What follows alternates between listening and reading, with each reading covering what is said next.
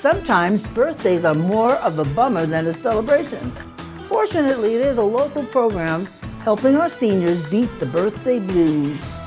Lend a Hand's Shannon Bonetti explains this. And once again, happy 91st birthday. It goes without saying you should always wish someone a happy birthday. And the reason for my call is simply to wish you a happy birthday. A friend or family members may be easy to remember, but what about our seniors? People kind of forget about them. They forget that they have a real important part in our community. Hello? This is Senior Care Plus wishing you a happy 80th birthday today. Hometown health employees like Andrew Cotton volunteer their time checking in on their Senior Care Plus members. And the reason for my call is simply to wish you a happy birthday and thank you for being a Senior Care Plus member. As they celebrate another year of life. I just latched onto it right away. I thought it was a great idea. We all have grandmothers and mothers, and our seniors hold a special place in my heart. More than 7,000 calls have been made to Northern Nevadans since the program started a year ago. We've had great calls. We hear about our members' lives. We hear about what's happened, the good and the bad, and it's super fun. And then our employees always walk away with a smile and they enjoy it. And for Andrew, even quite special. Sometimes when I'm calling, I recognize the street names of where these people live, and it just really makes it quite personal to know that I'm making a difference. It's also an opportunity to remind their members to get their flu shots, plan a wellness visit, or schedule a special screening. You already had your wellness check, you got your mammogram, you got your eyes checked. Yes, no problem. Happy 70th birthday. You're welcome. Bye-bye. Happy belated birthday.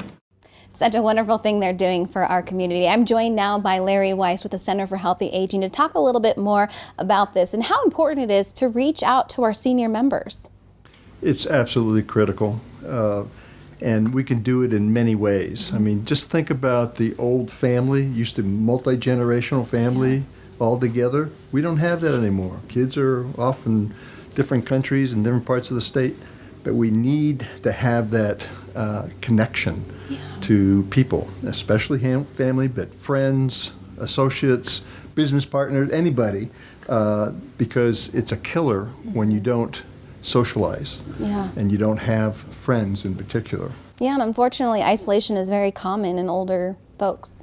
It is very common. I mean, you have relationships that end for a variety of reasons, particularly death, but also people just, they get ingrained in a particular house or something, and they need to explore other avenues, explore relationships, and it is mentally, physically healthy to socialize.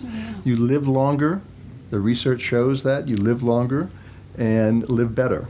You add life to years, which is our mission of our Center for Healthy Aging. And we saw in the story there, something like a birthday call, something so small maybe to you and I is a really big deal for them. Really big deal. I mean, just walking down the street and saying hi, and then engaging in conversation about the person, your neighborhood. I mean, you've got probably elders living alone in your neighborhood, or whether it's apartments or houses.